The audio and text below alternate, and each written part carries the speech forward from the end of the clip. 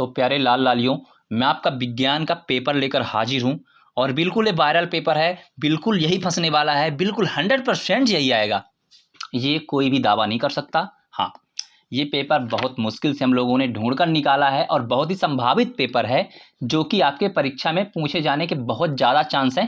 और जो बच्चे बिल्कुल भी नहीं पढ़े हैं उनको मैं ये कह सकता हूँ कि आप लोग इस पेपर को पढ़कर पास हो सकते हो। और जो बच्चे रिवीजन कर रहे हैं वो बिल्कुल इसे देखें, क्योंकि आपको रिवीजन करना बहुत ज़रूरी हो जाता है कि पेपर में क्या आने वाला है।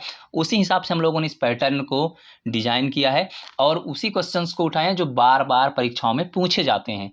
तो आप लोगों को मन लगा कर देखना है, भटकना नहीं है।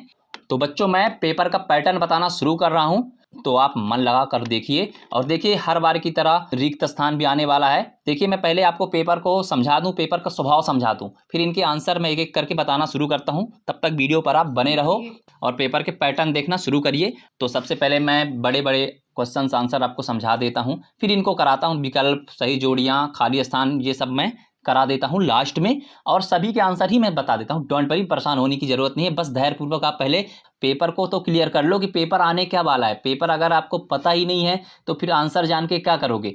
तो आंसर जानने से पहले पेपर के बारे में जानना चाहिए। जैसे कि विमान उड़ाने से पहले विमान के बारे में जानना चाहिए, जो धमाल पिक्चर में बबन करता है। ठीक है, तो आगे चलिए बढ़ते हैं। तो देखिए, एक वाक्य में यहाँ उत्तर देना है आपको। पहले सबसे पहले शुद्ध जल का पीएच मान लिखिए। सबको पता है, नहीं पता है तो मैं बताऊंगा। मैं चाहता हूं कि भी सस्पेंस बनी रहे। ठीक है, दो या दो से अधिक धातुओं की समागी मिश्रण को कहते हैं, क्या बोलते हैं बताओ। नहीं पता? ठीक है, मैं जल्दी जल्दी इस कॉन्सेप्ट क्लियर करता हूँ। गांव में हरे पौधों की पत्तियों में पाए जाने वाले वड़क का नाम लिखिए। नर युग्म एवं मादा युग्म के संलयन को कहते हैं। लिंग निर्धारण करने वाली गुणसूत्र। लेंस की क्षमता का सूत्र लिखिए। निकट दृष्टि दोष दूर करने का कौन सा लेंस उपयोग किया जाता है। ठीक है बच्चों, विद्युत प्रतिरोध का एसआई मात्रक लिखना है आपको। और इंग्लिश मीडियम वाले भटकना मत, यही आपका पेपर है। इंग्लिश से यहाँ भी लिखा है, स्क्रीनशॉट भी लेते जाओ और पेपर को समझते भी जाओ, क्योंकि उत्तर जानने से पहले प्रश्न के बारे में जानना बहुत इंपॉर्टेंट हो जाता है आपके लिए। आपका प्रश्न 5वां आता है, श्वसन क्रिया को ऊष्माक्षेपी अपक्रिया क्यों कहते हैं। और उसी में अथवा है, तेल एवं वायुयुक्त पदार्थों को नाइट्रोजन से प्रभावित क्यों किया जाता है। बहुत सरल सरल है यार, तो तुम लोग पास हो जाओगे। डोंट वरी, टेंशन मत लो, मैं इस हिसाब से आपको समझा दूंगा कि आप लोगों को पास होना तय है। परेशान मत हो। जो बच्चे रिवीजन कर रहे हैं वो भी बिल्कुल देखें, जुड़े रहें, क्योंकि जानना जरूरी है कि आपको पेपर में आने क्या वाला है। ठीक है, 6 आ जाता है, अम्लगम क्या है। ठीक है, अथवा संक्षारण क्या है। और 7वें में है, मेंडेलीव की आवर्त सारणी का नियम लिखिए। यही बहुत सरल है। न्यूलैंड का अष्टक सिद्धांत भी लिखना है आपको। और 8वें में आ जाते हैं, धमनी और शिरा में कोई 2 अंतर लिखिए।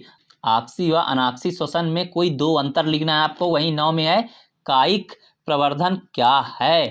ठीक है, और स्वपरागण क्या अथवा में है उसी का। मानव में बच्चों का लिंग निर्धारण कैसे होता है। बहुत सरल सरल क्वेश्चन है। पहले आप कॉन्सेप्ट क्लियर करो, पेपर को क्लियर करो कि ये ही आने वाले हैं, ऐसे ही पैटर्न में पेपर आने वाले हैं। तो उसके बाद आपको जब प्रश्न पता होगा तो आंसर भी पता हो जाएगा, वो हम पता करवा देंगे। मेडल को प्रभावित करने के नियम लिखिए। और 11वें में आ जाते हैं, परावर्तन के नियम लिखने हैं आपको। अपवर्तन के नियम अथवा में लिखना है। वहीं 12वें में ओहम का नियम लिखिए बोल रहा है। और उसी में अथवा विद्युत परिपथ का क्या अर्थ है। वहीं 13वें में आ जाते हैं, विद्युत विभव क्या है अथवा प्रतिरोध किसे कहते हैं। बढ़ते हैं 14वें की ओर। तब तक चैनल को सब्सक्राइब कर लो, क्योंकि यहीं फेक पेपर नहीं बताए जाते, सबसे महत्वपूर्ण पेपर आपको बताए जाते हैं जो कि आने वाले होते हैं। और हम लोग कोशिश करते हैं उस पेपर को लाने की जो पेपर 70-80% फंसने के चांस होते हैं। ठीक है, तो आगे बढ़ते हैं 14वें की ओर। परितंत्र के जैव घटक के नाम लिखिए अथवा ओजोन परत के क्षय होने के कारण लिखिए। ठीक है बच्चों, उसके बाद निम्न रासायनिक समीकरण को संतुलित कीजिए। स्क्रीनशॉट ले लो, इसको मैं संतुलित आपको लास्ट में करवा दूंगा, समझा दूंगा, या कि स्पेशल वीडियो पे अभी मैं इसका आंसर दे दूंगा, परेशान मत होइए। ठीक है, पहले आप पेपर समझो, क्योंकि आपको पेपर समझना सबसे महत्वपूर्ण हो जाता है, क्योंकि प्रश्न ही जब पता नहीं है तो आप हल क्या करोगे। ठीक है, अथवा में है, रासायनिक अभिक्रिया किसे कहते हैं। संयोजन व प्रतिस्थापन अभिक्रिया को उदाहरण सहित समझाइए। और वहीं 16वें में प्यारों, सूर्योदय के समय सूर्य रक्ताभ क्यों प्रतीत होता है। सरल, बहुत सरल। 17वें में चुंबकीय बल रेखाओं के गुण को लिखिए अथवा फ्लेमिंग के दाएं हाथ का नियम लिखिए। क्या यार तुम लोगों को, ये तो उंगली उंगली यूं यूं समझ जाओगे। डोंट वरी, ठीक है, यूं यूं हम चुटकी में इनको समझाएंगे, परेशान मत होना। ठीक है, तो हम बढ़ते हैं 18वें की ओर। ऊर्जा का उत्तम स्रोत क्या है और वहीं 8वें में जीवाश्म ईंधन क्या है और इससे क्या हानियां होती हैं, लिखिए।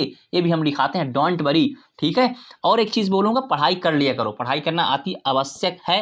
पेपर तो देखो, चेक करो और क्या आने वाला पैटर्न समझो, रिवीजन करो, लेकिन पढ़ाई तो ज़रूर करो। विरंजक चूर्ण एवं धवन सोडा के सूत्र, उसके दो उपयोग भी लिखने हैं आपको, अथवा जिप्सम से प्लास्टर ऑफ पेरिस कैसे प्राप्त होते हैं, समीकरण सही समझाना है। प्लास्टर ऑफ पेरिस के उपयोग भी लिखने हैं। प्लास्टर ऑफ पेरिस वही है जो आप घर में लगाते हैं ऊपर डेकोरेशन के लिए। ठीक है, 20वें में आ जाते हैं। निम्नलिखित कार्बनिक यौगिकों के संरचना सूत्र लिखिए। इनके लिखने एथेन, प्रोपेन, ब्यूटेन, एथिन के लिखने हैं। और इंग्लिश मीडियम वाले देख लो, इंग्लिश से वही चीज लिखा है, तो आप भी स्क्रीनशॉट लेते जाओ, पेपर को समझते जाओ। आंसर भी अगले वीडियो में डाल रहा हूं, क्योंकि ये वीडियो बहुत ही लंबा हो गया है। मैं चाहता हूं कि आपको एक स्पेशल आंसर का वीडियो दे दूं, तो वो भी मैंने अपलोड कर दिया पहले, इससे पहले ही अपलोड कर दिया, उसको देख लो। पर इसको पहले, सबसे पहले तो क्वेश्चन समझ ही लो, समझ लो। ठीक है, और रिवीजन भी कर लो। मनुष्य के पाचन का नामांकित चित्र बनाना, यही बहुत सरल है। मानव हृदय का नामांकित चित्र बनाइए, ये भी बहुत सरल है प्यारों। और इसके बाद हम वहीं 22वें में आ जाते हैं। किसी अवतल लेंस की फोकस दूरी 15 सेंटीमीटर है। बिंब को लेंस के कितनी दूरी पर रखें कि इसके द्वारा बिंब का लेंस 10 सेंटीमीटर दूरी पर प्रतिबिंब बने। लेंस द्वारा उत्पन्न आवर्धन क्षमता भी ज्ञात करना है आपको इसमें। अथवा किसी ऑटोमोबाइल में पीछे का दृश्य देखने के लिए उपयोग होने वाली उत्तल दर्पण की वक्रता त्रिज्या 3.00 मीटर है। यदि एक बस इस दर्पण में 5.00 मीटर की दूरी पर स्थित है तो प्रतिबिंब की स्थिति, प्रकृति तथा साइज ज्ञात कीजिए। कितना अच्छा यार, आपके जीवन में भी काम आ सकता है, विज्ञान से जुड़ा हुआ साइंस फिक्शन है। तो आंसर जो है तो वीडियो में पहले से अपलोड कर दिया गया है यूट्यूब चैनल पर, उसको आप देखो जाकर। और जो बच्चे रिवीजन कर रहे थे वो भी इसको देखकर समझें आपसे कितने आ रहे हैं कितने नहीं आ रहे हैं, ताकि आप और ज़्यादा प्रैक्टिस कर सको। तो इतने बोलने का सार यही है। मैं छोटू कहना चाहता हूँ कि आप इस वीडियो को अपलोड कर दो। ठीक है, तो धन्यवाद।